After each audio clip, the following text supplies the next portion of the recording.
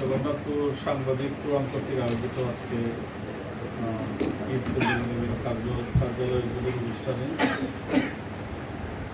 সভাপতি মঞ্চে উপবিষ্ট আমাদের জাতীয়তাবাদী দলের জগন্নাথপুর উপজেলার সাবেক ভারপ্রাপ্ত সাধারণ সম্পাদক বর্তমান প্রথম যুগ্ম সম্পাদক জামাল উদ্দিন, উপস্থিত আমাদের পৌর বিএনপির যুগ্ম সম্পাদক তৎপুর হোসেন, উপস্থিত জগন্নাথপুর উপজেলা বিএনপির সিনিয়র সদস্য জনাব আবুল্লাহ সাসার, উপস্থিত পৌর বিএনপির সম্মানিত জামিল মিয়া সহ এখানে সাংবাদিক ভাইয়েরা আমরা বিভিন্ন অঙ্গ সংগঠনের সবাইকে আমার ধন্যবাদ। আসসালামু আলাইকুম। সম্মানিত উপস্থিতি, আজকে আপনারা আপনাদের যে অফিসে আমি উদ্বোধন করতে এসেছি অথবা এখানে তাদের সাথে মত বিনিময় করার জন্য এসেছি। আজকে আমাকে আপনারা দাওয়াত দেওয়ার জন্য আমি আপনাদেরকে ধন্যবাদ জানাই। আমরা বিগত আপনারা 4 সপ্তাহ আপনাদের সাথে ছিলাম। আমরা যুক্তরাজ্য বিএনপি 3বারের সাধারণ সম্পাদক, যাকে নিয়ে আমরা এই এলাকার আমাদের সকল সঙ্গী হিসাবে আমরা এখানে এসেছিলাম। আপনারা আমাদের যে ইফতার পার্টি সহ বিভিন্ন প্রোগ্রাম হয়েছে, আপনারা খাবার করেছেন, তার জন্য আমি ধন্যবাদ জানাই। আজকে আমরা আমাদের জামাল উদ্দিনের বক্তব্য রেখে গেছেন। আমরা জানি সাংবাদিক হচ্ছে জাতির বিবেক, জাতির আয়না।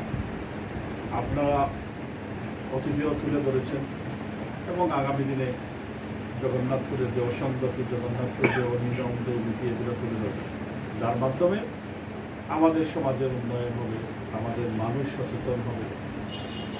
আপনারা একটা চিন্তা করেন, বিগত দিনে যে কথাগুলো এখানে উঠে এসেছে, বিগত দিনে সাংবাদিক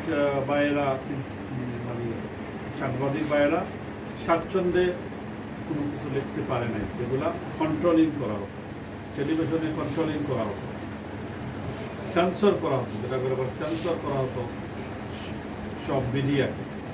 আপনি দেখেন যে ফ্যাসিস্ট খুঁটি হাসিনা 17 বছর আমাদের গ্যাপটি মারে বসেছিল, সে তার কিছু তাবেদার সাংবাদিকরা ছিল, যাদেরকে আগে ক্লাস করানো হতো, যেটা প্রধানমন্ত্রী কোনো বাইরে থেকে আসলে সাংবাদিক সম্মেলন হতো এবং সাজানো।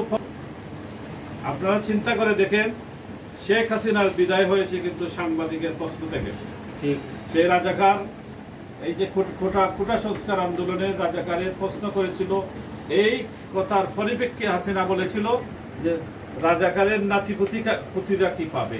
এই কথার সূত্র ধরে কিন্তু সারা বাংলাদেশ উত্তাল হয়েছিল, সারা বাংলাদেশ ফেসে উঠেছিল এবং এই রাজাকার যে গিরনীতি শব্দ বাংলাদেশে ছিল, এই রাজাকারের নাম নিয়ে যখন বাংলাদেশের সবাই একটুকে বললো আমি কে, তুমি রাজাকার, এই কথা দিয়ে শেখ হাসিনা বাংলাদেশ থেকে বিদায় নিতে।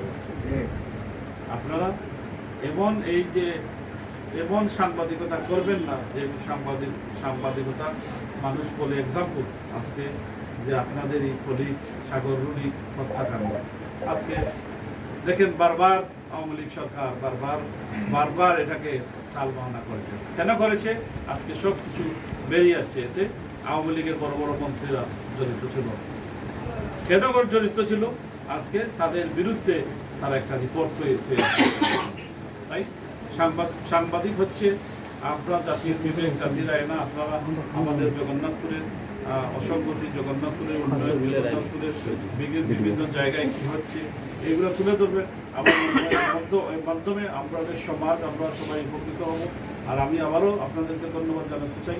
আপনারা আমাদেরকে এই যে 4 সপ্তাহ আমরা বিভিন্ন কাজ করেছি, বিভিন্ন প্রোগ্রাম করেছি, আমি আপনাদেরকে সবাই পেয়েছি, সবাই আমাদের খাবার করেছেন। আর আমার উপজেলা বিএনপির যুগ্ম সম্পাদক বলেছেন, ওনারা তো আপনাদেরকে অবশ্যই সব কিছুতে দাওয়াত দেবেন এবং প্রশাসনিকভাবে উনি হেল্প করবেন।